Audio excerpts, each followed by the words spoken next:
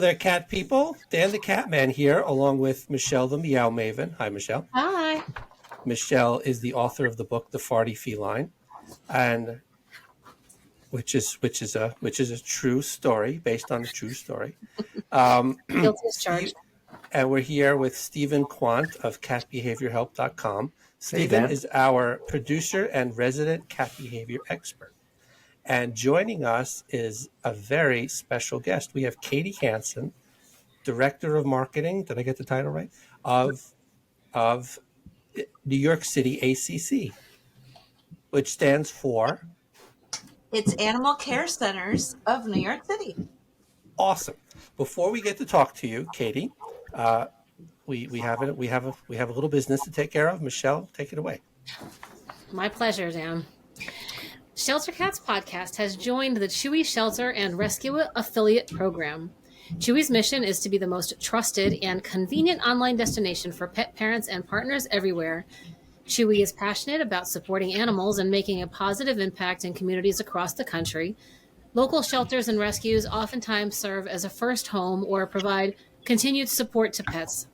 That's why Chewy is committed to supporting organizations that benefit the overall health, safety, and well-being of shelter and rescue animals.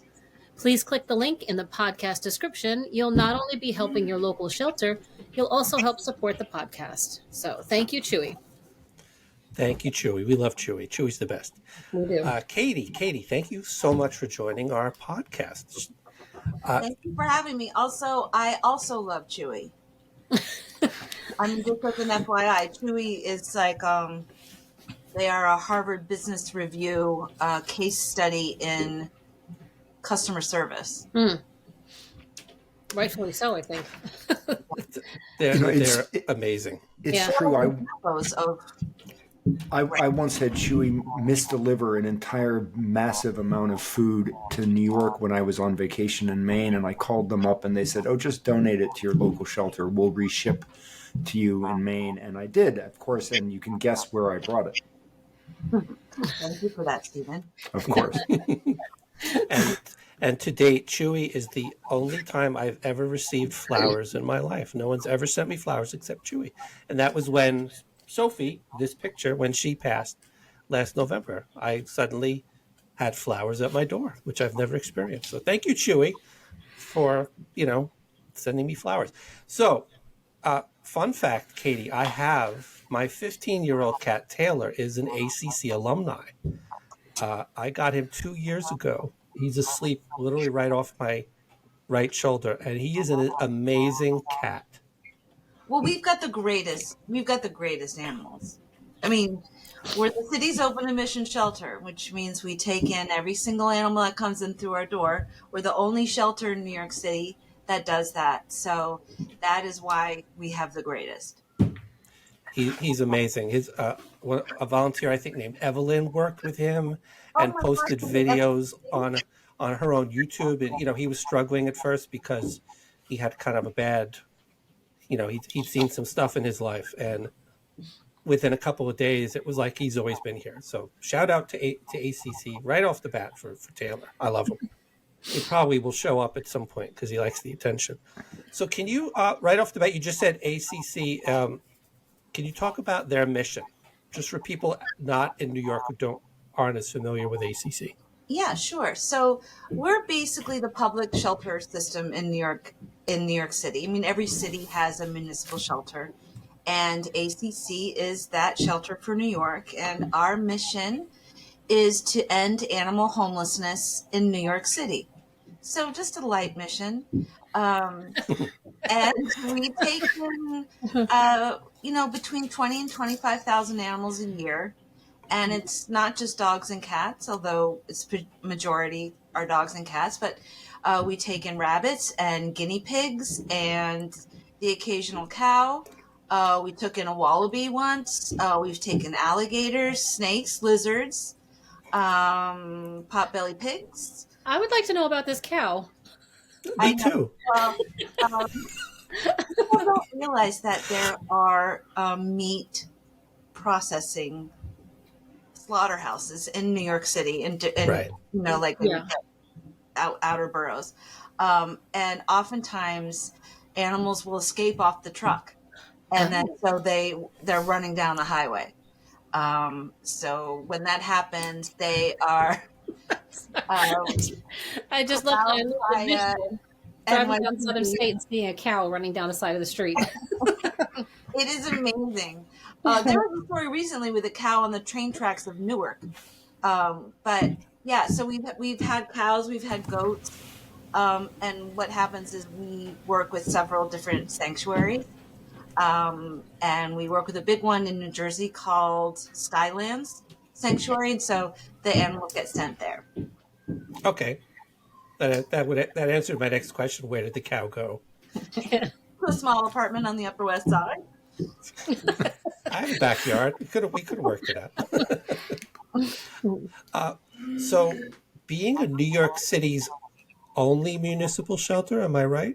Yes, correct. That sounds like more challenges than we have time to record about. So, what are the biggest, like on a day to day? What are the biggest challenges you face?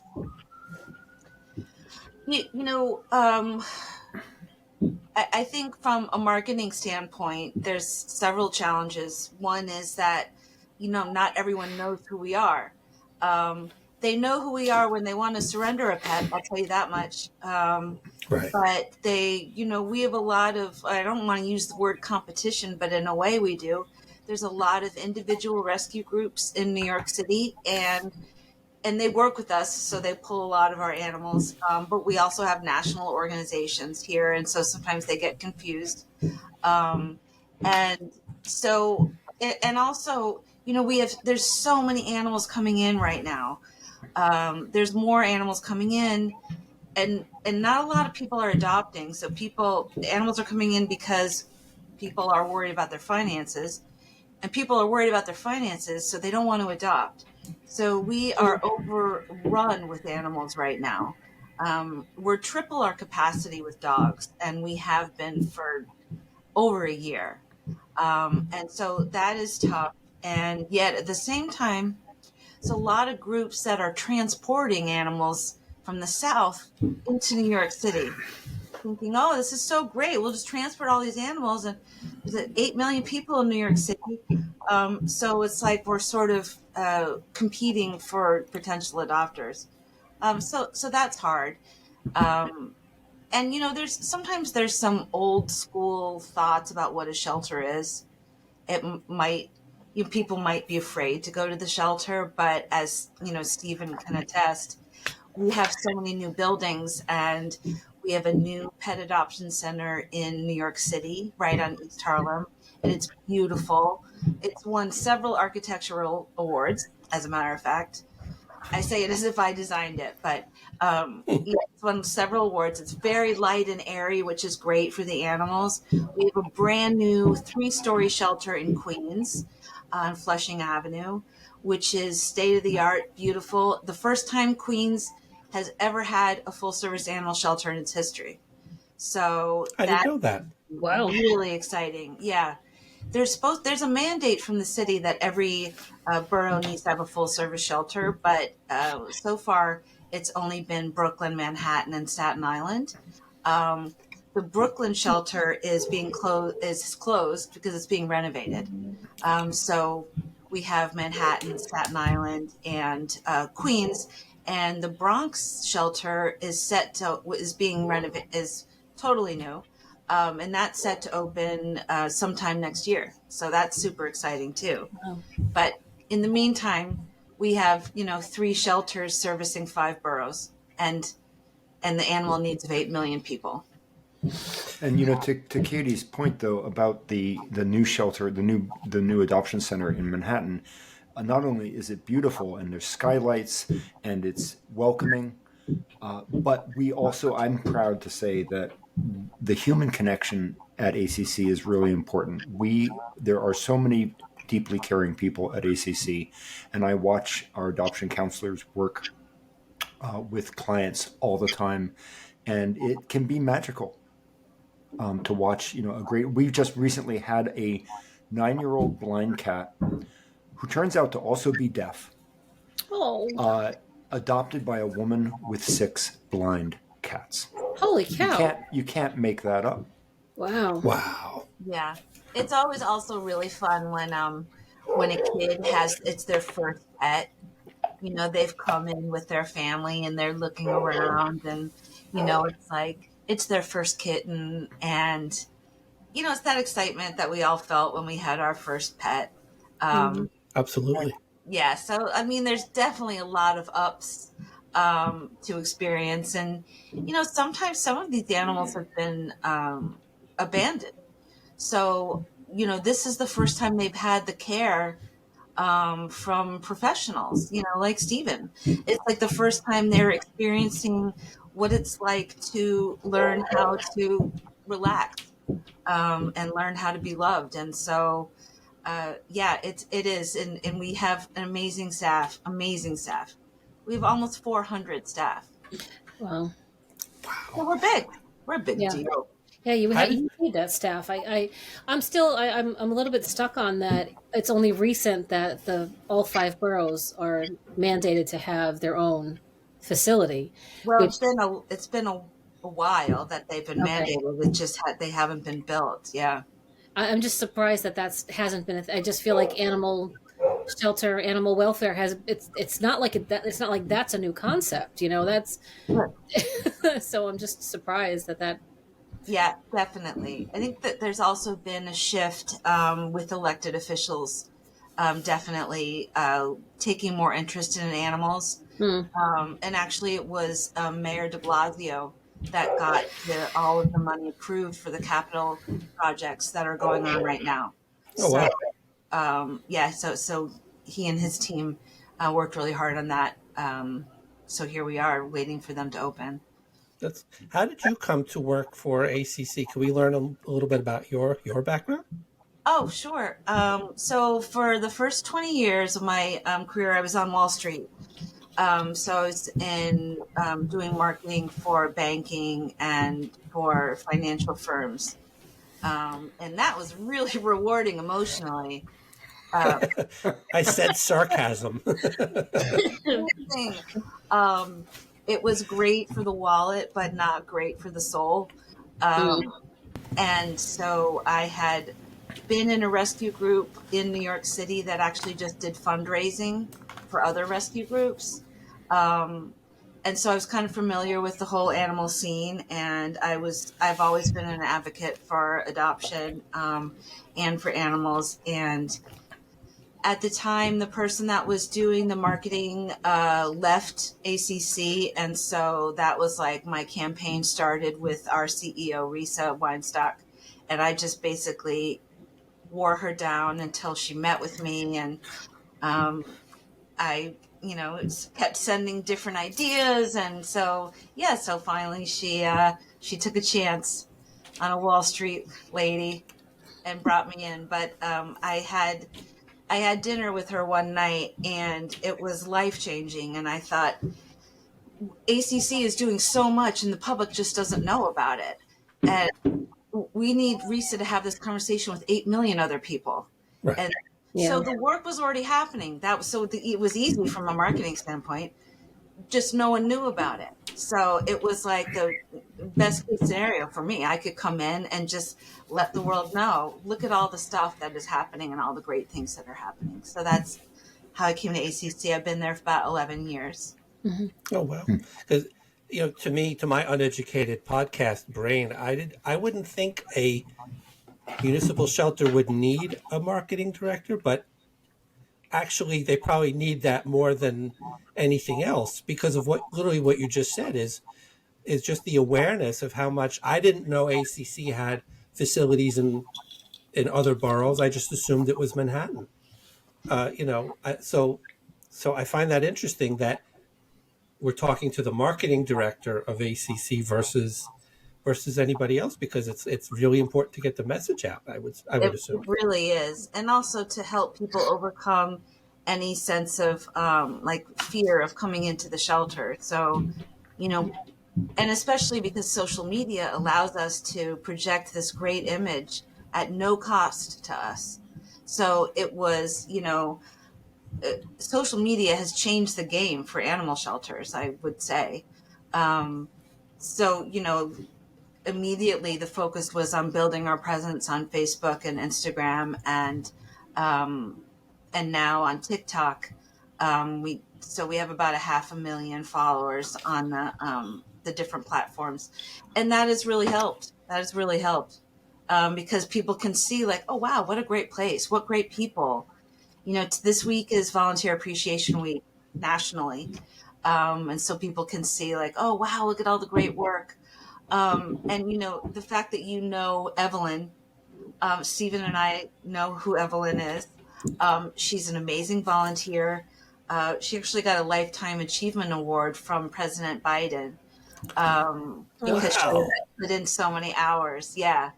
And she had been doing dogs for most of her career. And then after COVID, came back and was like, you know what? I think I need to like switch gears, and now I'm going to do cats. And she's the reason so many animals have been adopted. So yeah, volunteers are really. Katy, do you remember approximately how many hours Evelyn was recognized? It was some astronomical figure. I want to say like 20. It can't be 20,000 hours. It was just more huge. than 10,000. Yeah. But you're kind of putting me on the spot here, Stephen. No. Yeah, it's definitely more than 10,000. But it's a large amount. She has now, and she's a retired doctor. So we have there's a lot of different kinds of volunteers. We've got doctors and lawyers, and we even have a private equity guy. I met him I know, right? And I was like, private equity. Wow. So we have all types. We have all different, and they're learning about animals too. I mean, I can't tell you how many people have learned from Stephen and from Stephen's colleagues, and PT was another, cat expert. It's great for them too, because they're learning about how to handle cats. And Stephen brought in, what was the name of the person that brought in the toys? That was Andre Grigorov of catamazing.com, who donated some 10,000 toys and helped develop a new way of putting a toy in a kennel that keeps the toy from getting in a water dish, and it keeps it really clean and makes it interesting for the cats. And He's emailed us about being on the show. I've heard Cat Amazing, so that's awesome. I didn't realize he did that. Yeah, and the cats love it, and it's great. It's great for them. It's great for their enrichment, and there's so many things you wouldn't even think of. Like I don't know when it was, maybe 8 years ago, we put in cat portals. Which seems, like a hole in between the two metal cages, so that they could have a place to do their business and then have a place to relax. Seems like really, like a no-brainer, but this was something that was pretty cutting edge, like 5 or 6 years ago. Yeah. So there is cutting edge stuff going on with animal sheltering and with cat sheltering. So, yeah. Is getting volunteers, is that a challenge? Because for smaller rescues that we've had on the show, that's a continuous challenge for getting volunteers, getting fosters. Do you find that a problem for an organization of your size? I think because we have brick and mortars in every borough, it's a lot easier for us to get volunteers because, we have a steady stream of animals. We have a place to come. It is hard to get fosters sometimes, especially for large breed dogs, but we have a good roster of cat fosters. And people love cats. Obviously that's why we're all here. We do. But for the first time in our history, we're 30 years old. June 4th is our 30th birthday. Oh. For the first time in our history, we have open cat rooms. Where more than one cat can be. Again, seems like a no-brainer, but it's been amazing. And then the cat cafes, it's like everybody's really just, I think, during COVID, people really just wanted companionship. And so a lot of cats were adopted because people realized like, wow, they're actually super cool. It's not just dogs that are cool. I prefer cats to people most of the time, so I completely understand that. Cats are Yeah, we're definitely doing having their well. moment. Yeah, the Yeah. nation is doing really well with cat adoptions. I will say that. So I think as people want companionship, but they are afraid about the cost, uh, adopting a cat seems to be like a little easier on the wallet. So Right. people are adopting cats, which is good news for us. How many cats do you currently have in all the facilities? Is that something either of you can answer? Yes, yes. Okay, sorry. um, No offense intended. no, yeah. So we have 320 cats right now across all the shelters. Mm. It's mostly divided up between Manhattan and Queens, but Staten Island also has a good amount.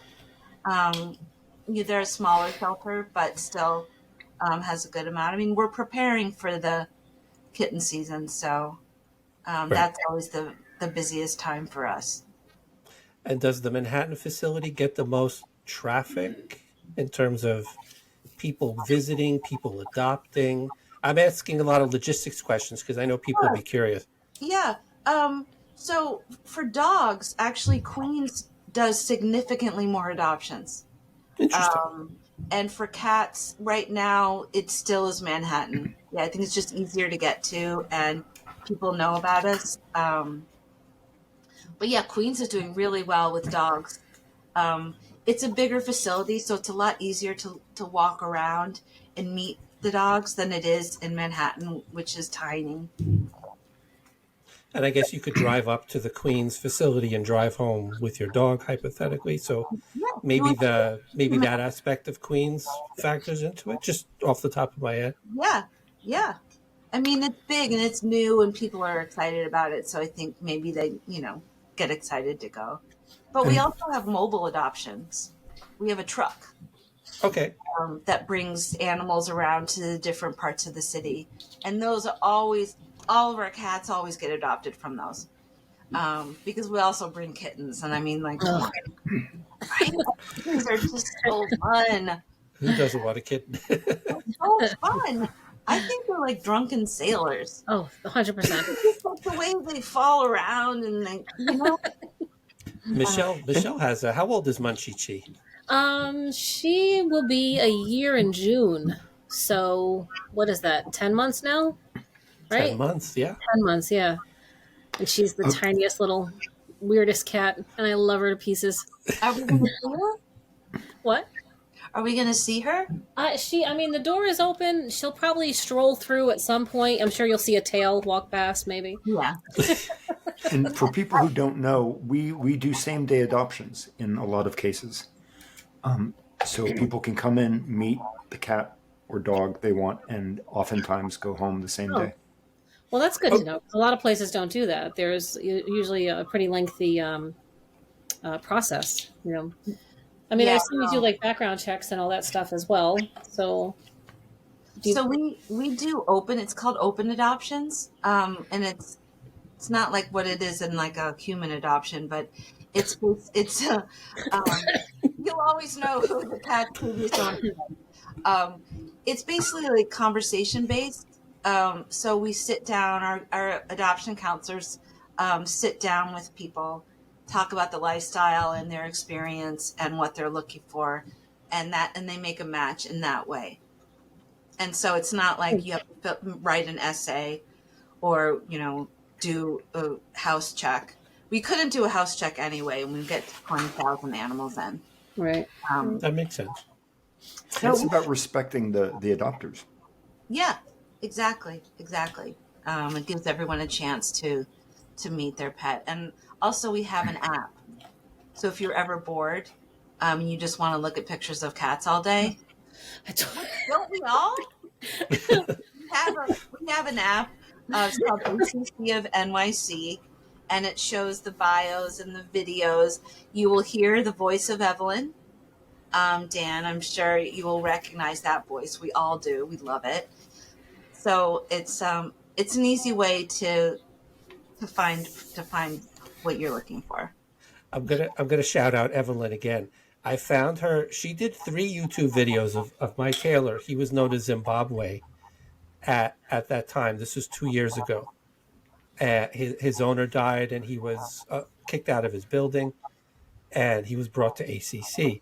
And she did 3 videos, and he struggled at first because he was 13 at the time and pretty You confused. And he adopted was, him at 13? I did. I saw his face. I think this is one of your New Hope partners pulled him from the facility, and I took him in as a foster, quote unquote. I am the world's worst. I have foster failed 4 times in a row, by the way. And I saw his face, and there was just something about it. But I'd say a year after I adopted him, I found these videos on YouTube from Evelyn. I wasn't even aware of her at first. And each video was like a minute and a half long, and she was so loving and caring and just talking about, oh, he's made a little progress. He's reacting to the toy. Each cat is like that. And now she's on my personal Facebook, and every day I see her sharing pictures of this older cat or that older cat. It's not just a perfect, adorable kitten. It's these cats that sometimes are older or have some health issues or have some challenges. And just the way she writes and discusses them, there's so much love and passion and care in what she does. The world needs millions more Evelyns, in my opinion. We say that pretty much every day. She also comes to staff and says, I saw this cat today. He's doing much better. Could you consider reassessing him? And we will reassess cats because Evelyn has seen something that maybe, the rest of us just didn't get a chance to see. And it's just great. And also helps adopters. Like my friends adopted, and I said, oh, who helped you? And they were like, well, this really lovely woman named Evelyn. I'm like, oh, did she have a little bit of an accent? Right? She's got the greatest voice I've ever heard. This cat likes to eat carrots, and he's a lovely gentleman. That's a pretty good Evelyn impression, in my opinion. She's amazing. And she just tells these stories, which is that's what people want to hear. They don't want to just be like, this cat's 10. That's not going to help. Yeah. So is it, you got through Alley Cats? Yes. That's who pulled. Yeah, because I'm just looking at the record now. Can I make a quick pitch though for the app and the website aspect of it? So if you go to your phone and you search for an app, ACC of NYC will get you to our app pretty quickly, and then online nycacc.app will get you also to our adoption site. You'll get the filter for different animals and things like that. So one more good question, then I have a few more and I have a few challenging questions. Are all the adoptions same-day adoptions, or what is the adoption process? Because that's something I want to understand a little better. Are they all same day, or do you make that judgment as a staff? How does that work? No, if you're approved to adopt, you can adopt that day. The only reason that you wouldn't bring the animal home that day is if they still needed to be altered. So, some animals come in and they're not spayed or neutered. So they're still available for adoption, but then they get adopted.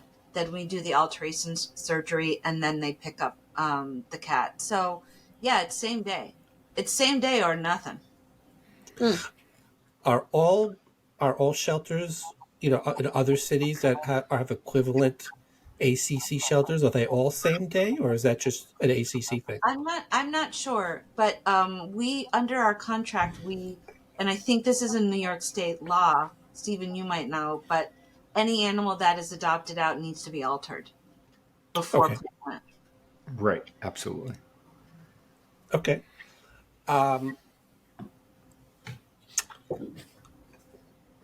So sometimes ACC seems to get a bad rap.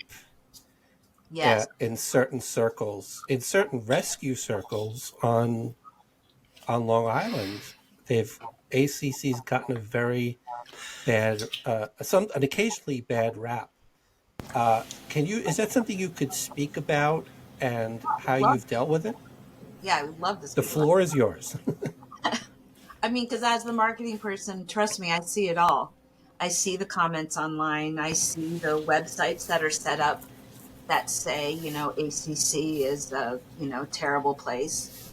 Um, to which I would say, have you been there? A lot of our haters have never been to the shelter, which is frustrating. Um, but I think, 10 years ago, yeah, we were not good. I will say that, we had a high euthanasia rate, um, maybe 12 years ago. Um, and people were rightly upset because here we are, the richest city in the nation. And why are we euthanizing so many of our stray animals? Why are they in these cramped quarters? Why are they in rundown, shelters? Totally get it. Um, I was one of those people that wanted to come on board and change it. I wanted to help. That's why I joined. Uh, but things have changed. People just can't, they don't want to revisit that narrative. They have built this whole personality almost around hating ACC. And to change that, it would be too much. So they don't want to. Um, I mean, I sometimes compare it to people who like politics. If you don't like a certain political view, it's really hard to change. Even if that politician changed, you're still not going to change. Absolutely. So, I mean, people would have to do, yeah, anyway. So they don't want to adjust that narrative because I think it threatens like who they have built. Here they are. These are the facts. And it's like, well, they're not the facts anymore.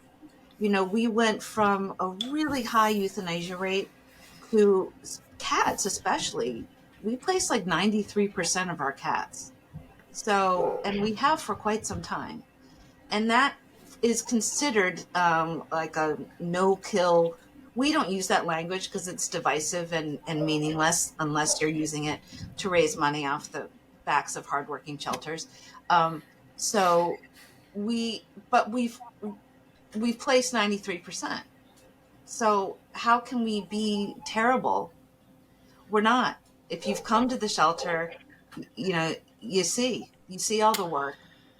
Right, Stephen? I mean, I think people need to change their narrative, but it's very hard. It's very hard to do that. I can proudly and happily say that we have, as far as I know, and I watch this very carefully because I see all the cats come into Manhattan.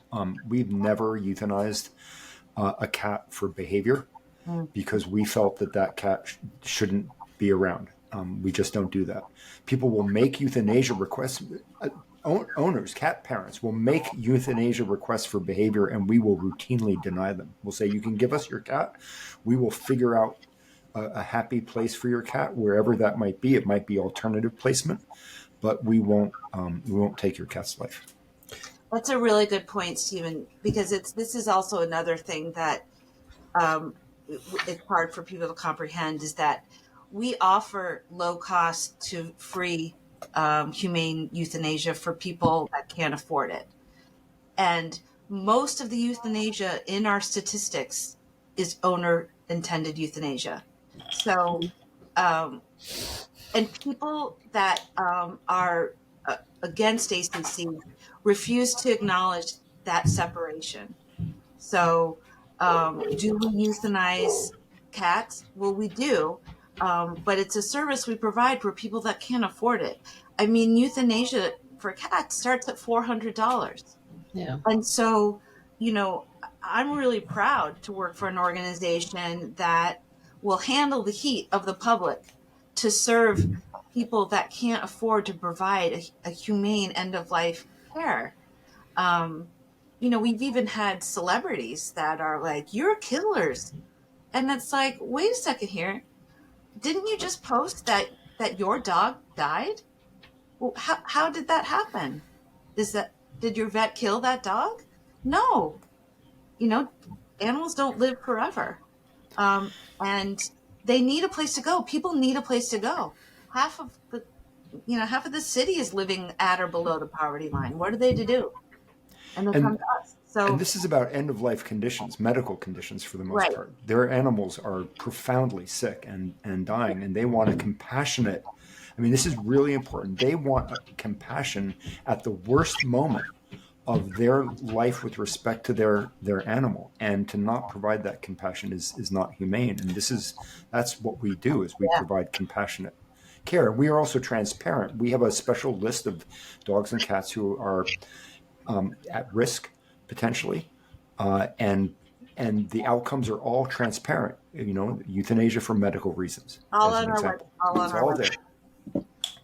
So this, I wasn't aware. So you're doing your job tonight, because I wasn't even aware that you offered a low cost euthanasia service. Is that, how does that work? Is what's in my head is what I want to ask. Do they come to the facility for that, or Yep, they come to the facility, or what we really prefer them to do is to make an appointment. And they fill out a form that kind of talks about, well, where's their age, what does the vet at home say, what is the problem, or they come to the shelter with their dying pet, and we provide that service with our licensed veterinarians who have gone to Ivy League schools. Like, this isn't just like off the turnip truck. They're educated at the best vet schools in the nation. So yeah, I would want that for my pet too, and we do provide that. And we get a lot of, and then we send them a card. We take the prints, the paw prints, and we send them a card, and we get a lot of notes back, thanking us. And sometimes I think, oh, I should publish those on social media to let people know, but then it just seems so insensitive. I don't know. It's hard. Um, I want people to know that this half of our numbers that you see like floating around with the haters, those are people who are bringing in their 22-year-old cat. What do they want us to do?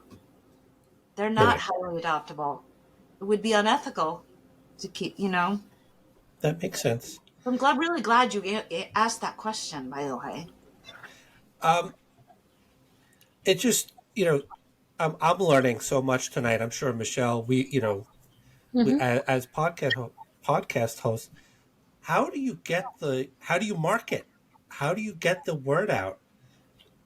What's the primary way do you do it? You said social media has helped you tremendously.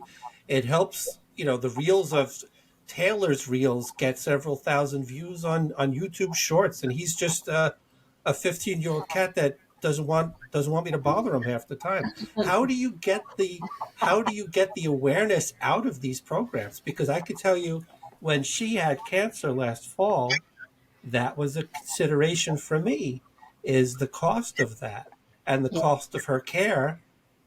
Uh, you know, by the grace of God, her cancer spread so fast, she didn't suffer for very long. But that was in my head, the cost of doing this, the cost of care. It's something I discussed with my vet. I just saw a tail. That's Delilah. How are you educating people like me that, like, I didn't even know you had this? I think that's Well, wonderful to Stephen have invited that. me. Yeah, I'm just grateful Stephen invited me on here. But I have a double-digit advertising budget, so it's about Ooh. $10. So it's the huge advertising budget. But yeah, social media, anytime we can get in the press, that's free advertising. We work with a lot of influencers. Oh, you must know this influencer who is the most lovely person in the entire universe. Candace Kumai. I've heard the name. Oh my God. You got to get her on the show. She's amazing. She has a huge following. She loves cats, but she's also like a wellness and spiritual coach. She's incredible. So like she came to the pet adoption center, hung out with the cats all day, put it up on her social media. There's a million people watching that. So like pairing up with influencers, that's been really great for us. In the dog world, There's the Doggist. There is a woman named Isabel Klee who has a huge following. She comes to the shelter. So it's like all the volunteers, they take really great videos and footage. We have a group in Queens called Borough Bred in Brooklyn, and they focus on dogs. It started in Brooklyn, but since we're closed now, it's Queens. They have a huge following, and they do great videos of our dogs. So, it's really just everybody kind of, working together. And even, if you can't adopt, even interacting with your local shelter in their social media, that helps. I mean, just saying like 10 words, that's going to help the algorithm. So, I mean, it's free. It's free to spread the word. So, yeah, we count on that. We do events. We have a lot of rescue partners. We have a spot on New York One that the ASPCA gave us. Oh, wonderful. Every other Thursday on New York One, they showcase a dog and a cat.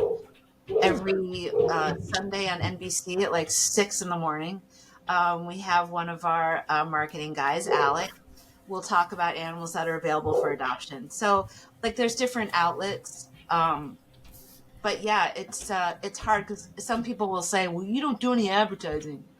It's like, right. So we can spend $100,000 on advertising, or we can hire a vet. Right. Yeah, and the social media will get a better result anyway. Speaking of social media, first of all, you guys followed our Instagram. Thank you so much. Much appreciated.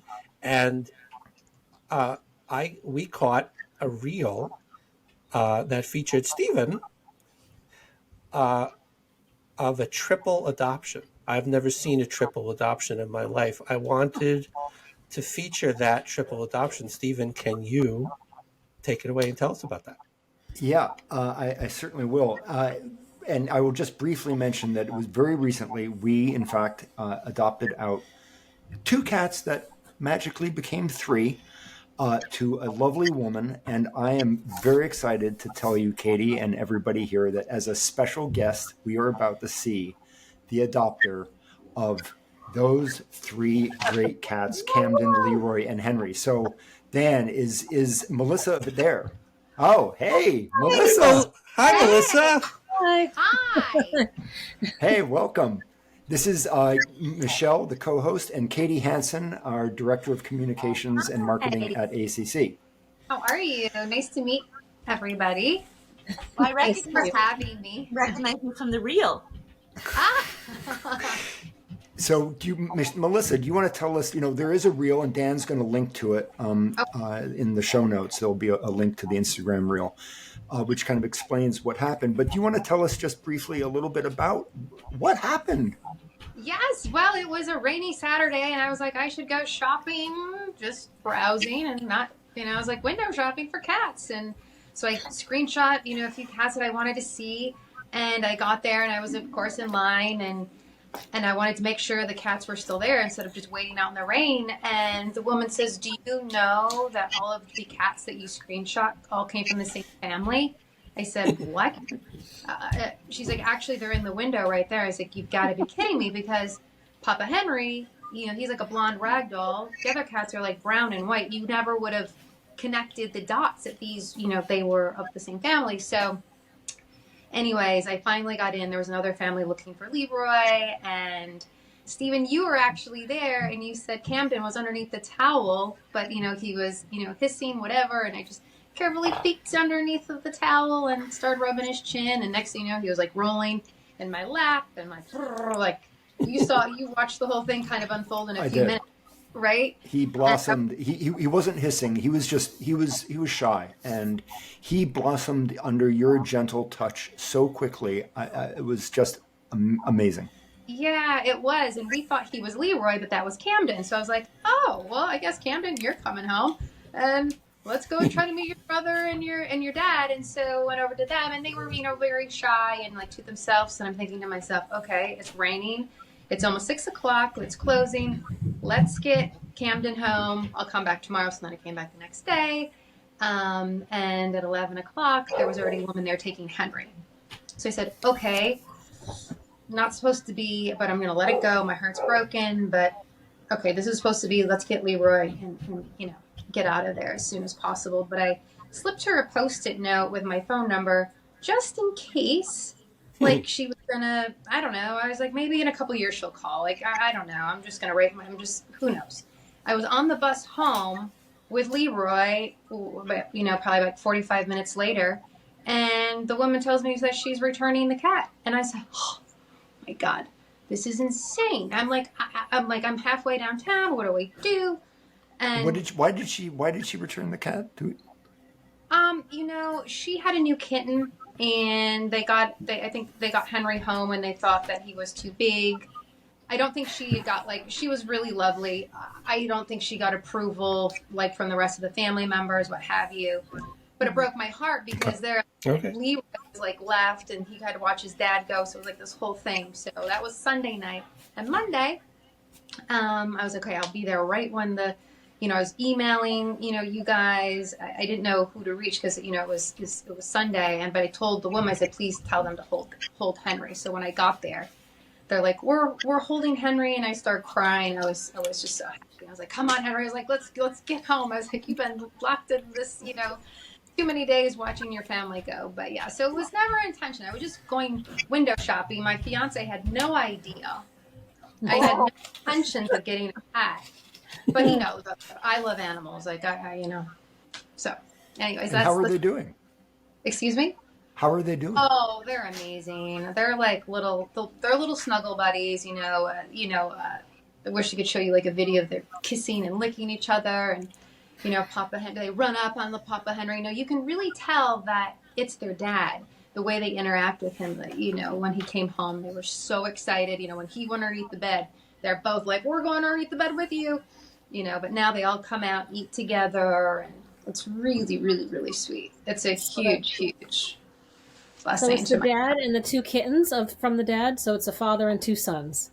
Yes. That's so adorable. Do you have other cats or other pets at home already?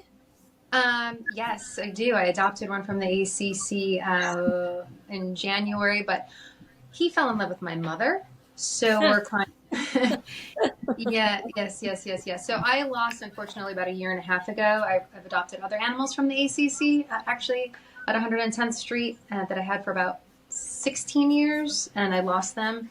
So having this trio is like having the trio back.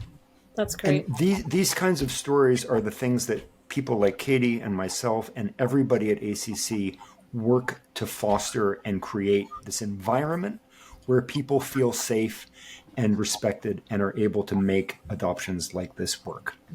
Yeah, well, you were a big part of it, so thank you, Stephen, because you were like, he wasn't hissing, they were all scared, and you're like, just peek underneath the towel. So it was, you made for the experience, but so thank you. Sure. And thank you for sharing the story. And this is the first time we've ever had 5 people at once on the podcast. So thank you for that as well. Thank you so much. We really appreciate you popping on and telling us the story. And good luck. So much. Good luck to everybody. Yeah. Thanks for everything you guys Take care, do. Melissa. Thank you. Bye. Thank you for joining.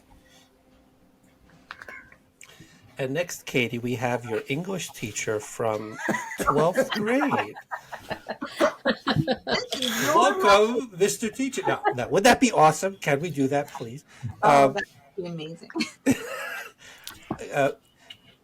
Katy, is there anything I missed? Any message that you want to? Something I did early on in the show is I used to give the floor to the guests. If they had something they wanted to tell people, or just like an overarching message that you want to tell in your role with ACC, is there something you want to tell people? The floor is yours. Take it away. Anything. Oh, wow. Thanks, Dan. I think I just would hope that people would really respect shelter workers. We really work hard. We're not in it to make huge amounts of money. We are in it because we love animals. We know that people love animals, and that pets belong with people.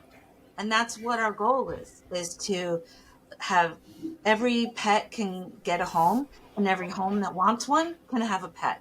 So that's what we're all working towards. And it's really easy to lash out at shelter workers because the state of the world is in chaos. A lot of people are abandoning and surrendering their pets. We're doing the best we can.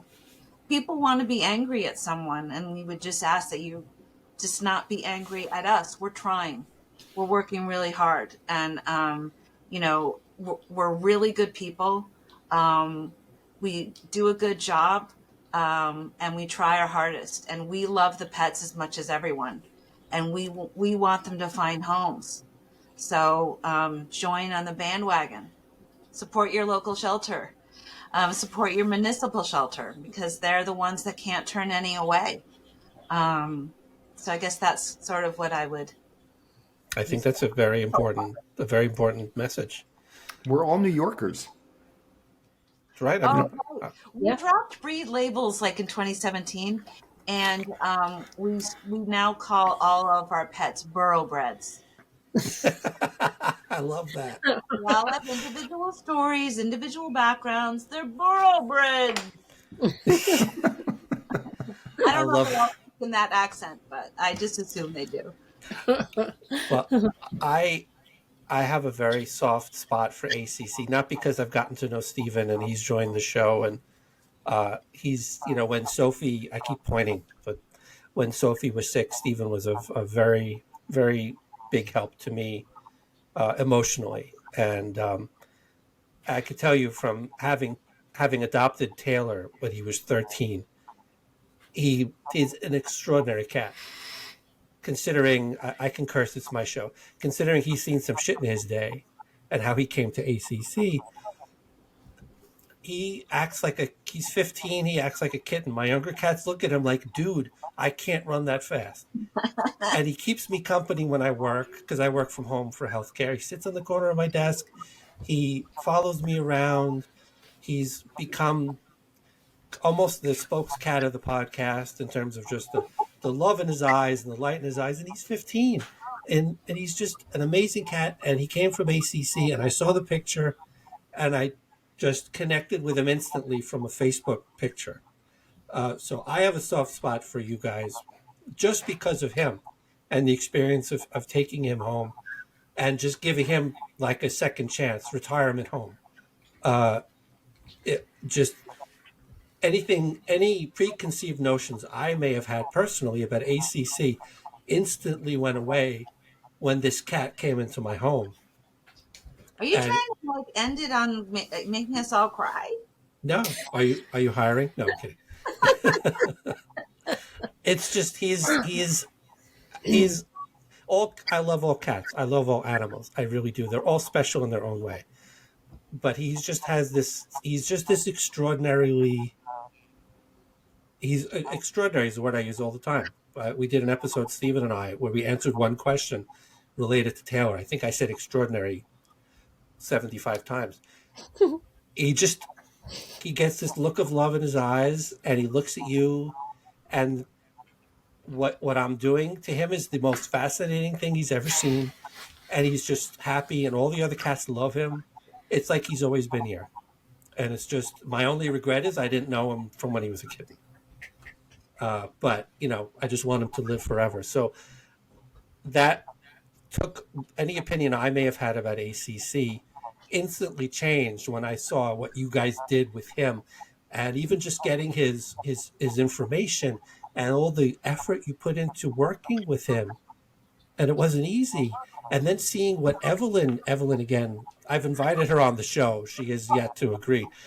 Just seeing what she did her own YouTubes of who does that as a volunteer, who takes the time to put them on your own personal YouTube of this cat who didn't want to be bothered with anybody at that point. At that point, he was scared out of his mind, traumatized, and she just, you do a spot-on impression, Katy, of her. Mm-hmm. So my opinion immediately went away, any preconceived notions, but I've even learned so much more tonight just from hearing about the euthanasia service that you offer and the trucks that you offer, and even having Stephen as part of the adoption process. Somebody who consults in cat behavior can assist you with adopting a cat is every municipal shelter should follow this trajectory and have Right? this program. Yeah. I mean, well, it's hard. We can barely afford Stephen at this point. So, Yes, you can. But it is the compassionate connection with the community. And quick plug, nycacc.org, and the adoption app, nycacc.app, app. Michelle, Awesome. can you tell me the name of your book again? The Farty Feline. It's about this one right here. It's about this little nugget of stink. The Farty Feline? Farty. We'll Katie, I'll send you the Amazon link to that. Oh my God, I'm slightly obsessed with that now. We have a reading group that kids come in and read to the pets. Oh. Maybe they could read that book. Oh, I would love that. That'd be awesome. They read Stephen's book too. They read Stephen's book too. Happy the Rescue Cat. Yeah. But I think the Farty Feline should be on the short list for the next read. And again, based on a true story. Right, Yep. right, Michelle? Absolutely. As soon as we get off, I'm going to that and finding that. Is it available on Audible? No, it's just on Amazon. I'll send you the link to Michelle's debut episode where I actually asked her to read a few portions of it, and I almost lost it. It's just, it's a great book. It's a great book. Alone. Katie, we could talk to you all day long. We want Michelle and I want to work for ACC. We want you to hire us as the official podcast. I wouldn't say no. An eye-opening. Michelle's gonna, after we record. Michelle's Dan. Designer, by the way. Michelle's gonna be like, Dan, could we talk for a minute after we record? You stop asking them to hire you. This has been, Katie. It's been an amazing, eye-opening experience for me to learn about ACC, to learn what you do. I think what you do is extraordinary. I hope this helps you change people's opinions about ACC and how hard you work. We're going to definitely make an appearance at your facilities one of these days, and you should do you could do a podcast from inside the cat room. we'd love that. We would love that. It's a magic room. Really, we could go to the Queens rooms. We have the community rooms in Queens as well. We That's definitely. what will happen. We definitely will. We want to do more. We want to do some live, on location stuff. So we'll definitely do that. Thank you so much. Again, give me some plugs. Plug the website. How do people find ACC? nycacc.org and on your app, ACC of NYC. And I will just say one last thing, especially for cats. We have amazing rescue partners that we work with in New York City with cats. I mean, we don't do it alone. There's a lot of cat lovers and cat rescues out there, and they're all listed on our website. They're New Hope partners. They also need adopters, fosters, donors. So support your local cat rescue. And go adopt from ACC. They have amazing cats. Even seniors, please consider adopting a senior. They make amazing cats. And Katie, thank you so much. Thank you for having me, Michelle and Dan. Thank Anytime. you. It's been great. It was great.